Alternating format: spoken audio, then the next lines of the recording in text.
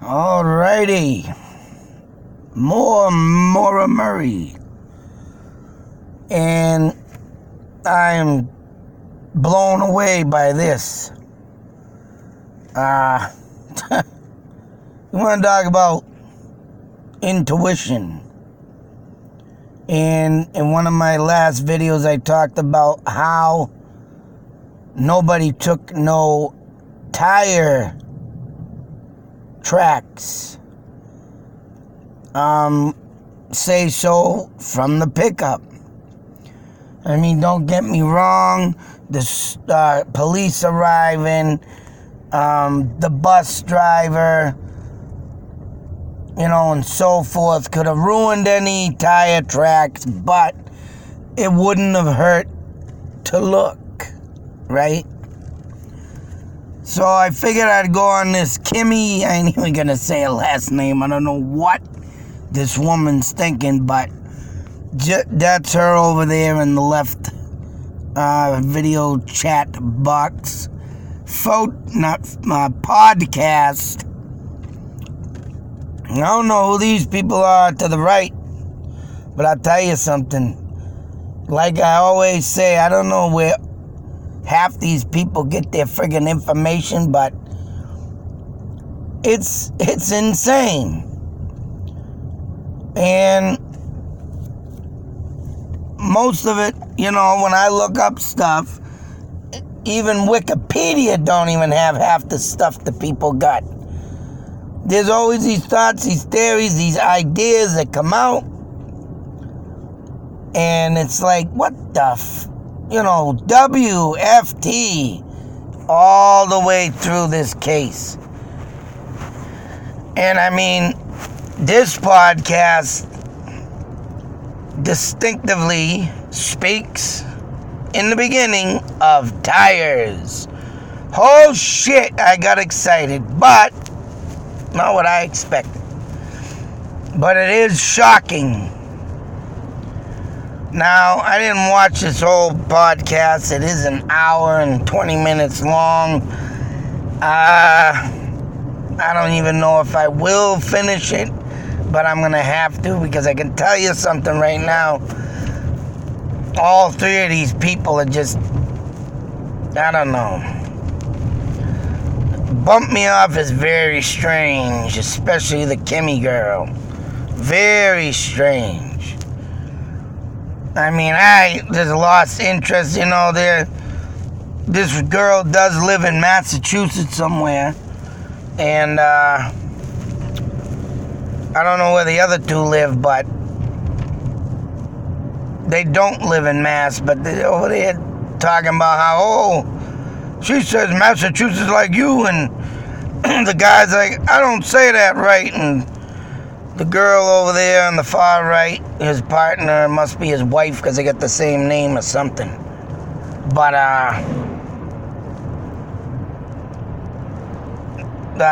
she's over there telling him to say, what do you sound like when you say it? And, it's just start off like, what? All right, let's get into it. Let's be professional. Yeah, professional here. But I don't know, but when they did start getting into all this, you gotta go through all that stupid stuff. And I mean, even the Kim girl steps away saying, my kid's awake. She tried to put her kids to bed. One of them come back up.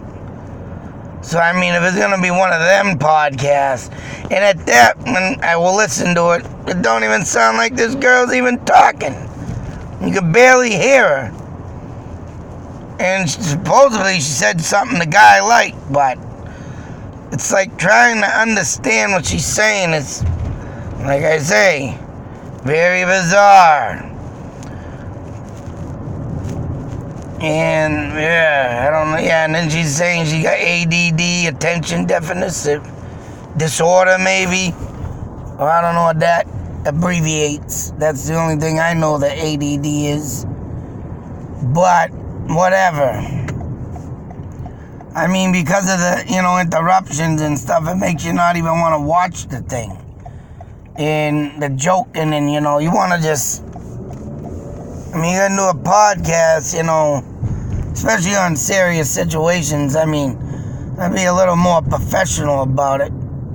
That's just me, whatever. I just want to get to the point.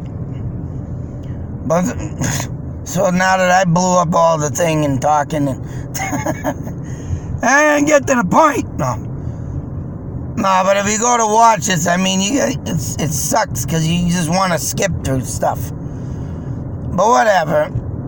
I have to finish watching it. See what else they say. But, yep. First thing topic, right off the bat. Talking about tire marks. I'm like, oh shit. And like I said, why didn't the cops... A lot of loose ends. And why didn't they do that one thing? But they did check tire prints. And I don't know who or what or why, but it didn't have to do with a second vehicle.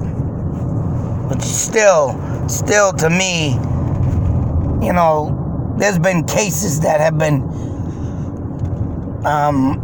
solved by using tire tracks, distinctive tires made. But this wasn't the case.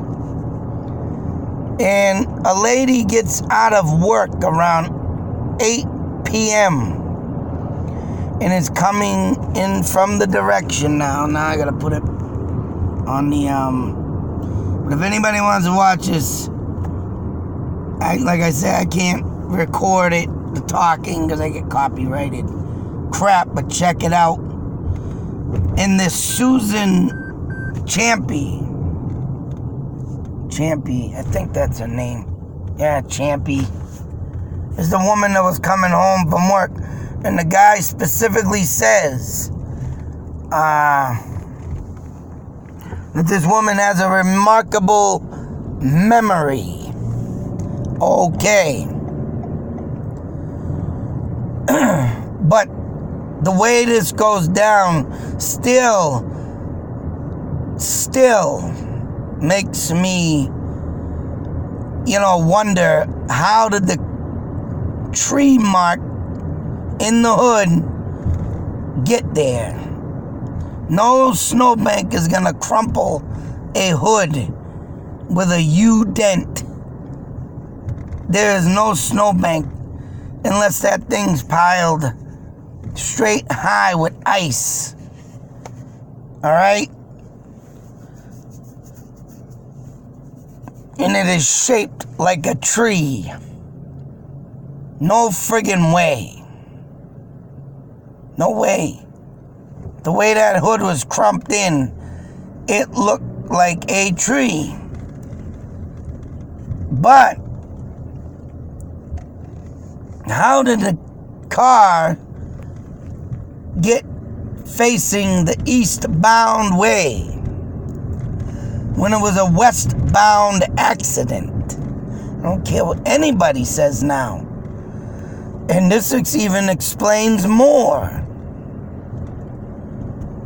This woman was driving home. Now bear with me so I can get up once again. Driving from the barn, turned that corner and saw the car facing eastbound. All right? Eastbound. She was traveling eastbound.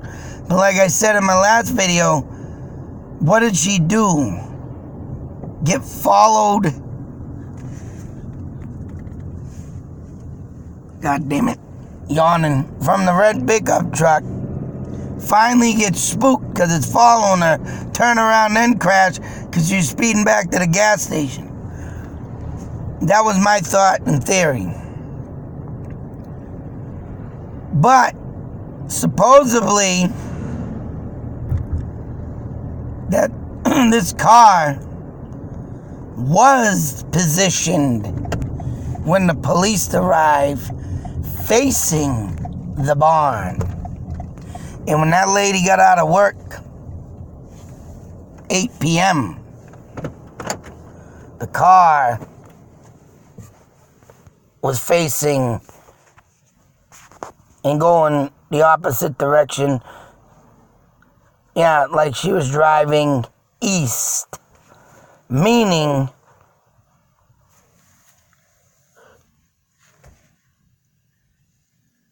damn it. Meaning she was traveling east, is right, coming around that sharp corner. But to hit the freaking driver's side bumper, something had to have made her turn around. But why was the car put back in its original position? The only thing I can think of, I don't even think that'd make any sense, but well, I can't even say that. Yeah, because there I go. I can't say that. I was going to say they put it back in the original position. But that ain't the accident scene because it was hit on the driver's side. So if the police were going to do that, like I was just going to say, they would have turned that thing around and put it up against the tree area, and then so they can do the crime scene. But this guy in that video, that podcast video I just showed you, said that damn tire tracks, the car was moved. Somehow it was moved. So the only thing I can say for that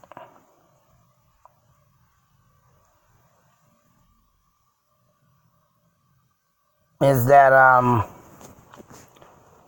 this is the only thing I can think of. Only thing.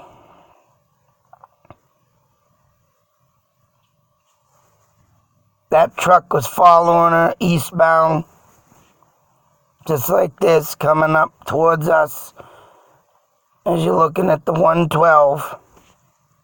Truck behind her. I think that she went up to that next road, turned in, and the truck was probably doing some crazy ass shit.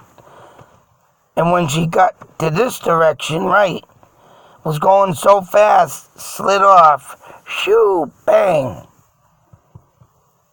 Now the truck's turned around and coming back too.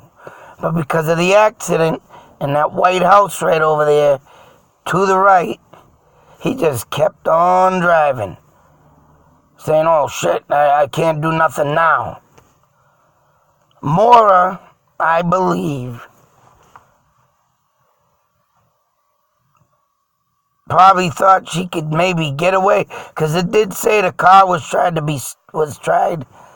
been started time after time afterwards. She could have backed out if it didn't stall. Or maybe she did try and start it, but because of the damage, she didn't know how severe it was. And I don't know if this could have happened, but if she backed out, went down to that barn, turned around and tried to come back, but because of the loss of the radiator or whatever was damaged, car just right where it sat. And then she's try to start it, and nope, it was done, dead. That's what I think could have happened. And as the red pickup truck drove, and waiting, and then of course that woman, I'm going to go to the store. For some apparent reason, the woman wants to go to the store now. Walking up the hill, the pickup truck catches her, thinking it's, Maura, and watching, stalking. But of course, get into the store and noticed that it was not her. Off they went. Right back to the crash scene. So as he got back there, and still the time is set, that means that woman over in that house that saw the car went off out of the window. Made a call. The bus driver already came. But then again, that's the question. Did the bus driver see that? I forget now. If that bus driver came by and he was driving just like the barn there, turning that corner and saw the car, then rightfully Maura did try to get out of there, turned around and tried to go back the way she was going. But the car died right there. That's what I think. That's exactly what I think. Because she got spooked of the red pickup. And when it came back, whoever was there lunged at her, grabbed her in that goddamn truck, and got her out of Dodge. That's why she's missing. So I'm stamping it, sealed and delivered, that is what happened. That is what happened.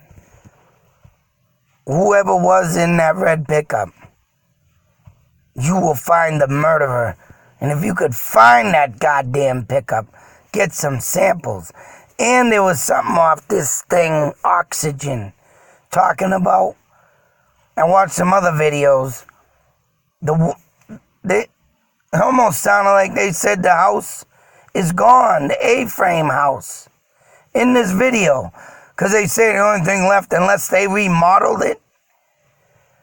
A guy was doing a sample test with a liquid that if the Q-tip he puts on it turns pink, there's blood. But he's talking about it as faded. So what happened to the house? Unless they, remodeled the floor. Maybe that's what they did. Tore it up. And they should have kept every goddamn sample. But no, all they have on evidence for that was 2 little pieces. Probably 3 inches long. One piece. And the other one was probably like 2.5 inches or something. And they have faded blood on it. It's like, what the hell? And then the video cut off. So it's like, really? Really? And then the knife. I'm about to wonder if that house was abandoned. Because they said that Fred found a knife and took it, gave it to police. So it's like, this was a quick. And all I can say is whoever was in that truck wanted to kill her is right. They wanted her friggin' dead. That's what I think had happened, though.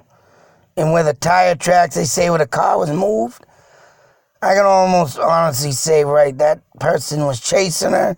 She turned around, tried to go back, crashed into the tree. Truck goes by, turn around that barn. She tried coming back, and then the car just completely dies. And then after that, 6 times it tried to start. I read da-da-da-da-da-da-da. That was her trying to start it, getting out of Dodge. And she probably thought she was safe. Now, excuse me, because the bus driver's there, or whoever's there, and the truck won't come back. AAA's coming. He won't come back. That truck won't come back. Or whatever the hell she thought she did. They said that cell phone didn't have no service. But maybe in the back of her mind, she didn't trust the bus driver either. So she probably thought, too, I ain't got no service, but I'm sure he'll call.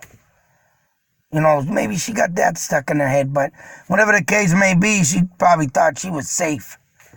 But nope. The truck came back. Bus driver left. She's probably thinking, oh, the police will be here soon. All of a sudden, red truck come back. Could have been a scuffle. Or she just didn't know why she walked up to that truck and where the scent was lost. I mean, maybe she didn't feel unsafe, but she probably went up to confront the person. Why you following me? Why, blah, blah. And then that's it. Sucked her right in. All I know is that that's the only thing I can think about why her car was turned around this way. And that damn tree, you can see, that ain't really a thick tree.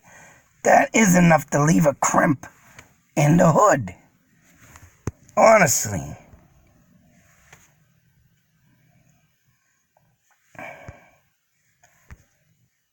So, man. But so many loose ends. How do these people get these information? I mean, everything I try to look up on the web, I try and use besides Reddit. But, I got some other stuff that came up. Like with the backpack.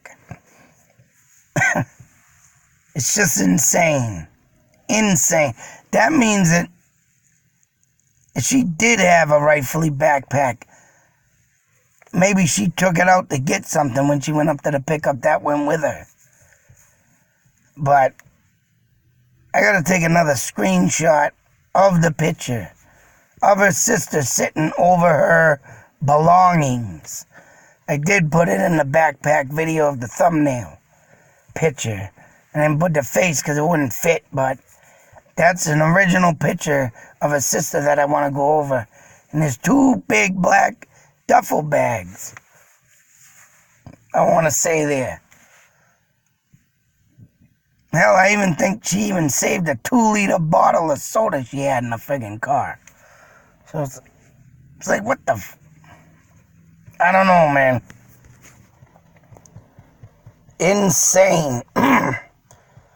I swear to God, like I say, I think this story will drive everybody to insanity before it gets friggin' solved. And whoever did, and I know took her and killed her, did their friggin' homework. I mean, they did their homework on this one. Didn't leave no loose ends.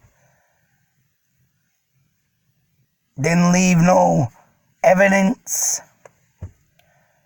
And whatever happened to that A-frame house? Stupid people. Only 2 pieces of wood. That whole floor in the closet should have been ripped up and put into evidence. So you wouldn't lose no blood. And when I saw that video and the cop said, "Oh, there's a slight tint of pink on my cotton. It's like on the Q-tip." And then it shuts off. Well, what, you don't have enough to get a DNA, do you? Is that what they're trying to say? And I think that's what it was. And if there was so much blood there and the knife had blood, where the fuck did that go? There is kind of maybe a cover-up too, but you know what? I don't care. Whoever was in that truck, and if it even still exists, I tell you, you'll find the killer. It's that red goddamn truck is right that holds the evidence. Because I can just imagine what happened into that truck before she went missing. When she got picked up. But I don't know. I'm going with what I say on the car being moved. Because there's no hell way and chance. Unless the tow truck driver did it. But why? If there even was one there at that time. But a crime scene is a crime scene. You're supposed to investigate that shit. You're not supposed to sit there and clean up the accident when someone's out at the car. And that's what it sounds like the cops did.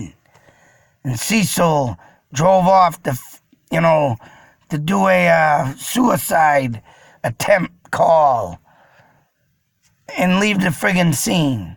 He was the first one there. He should have finished it. But Like I say, a lot of loose ends. You're going to take a string puppet, and which string holds the key? You won't know. A lot of loose ends. A lot of loose ends. And that's poor detective work. Sad to say. But I think whoever was in that truck really did it. It's the truck. Because now that I got that, and them tire tracks removed, somehow, and what I've said in my scenario makes a lot of sense.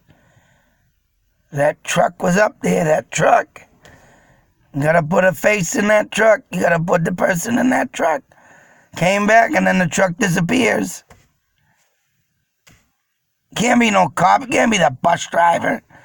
Unless, yeah, you could say, unless someone knew the person in the red truck, but I don't know. I think she was getting followed.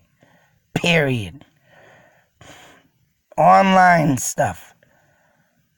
And this, what better person to follow? The person that sent the messages to lure her in on a dating site type thing. Anything to do with that.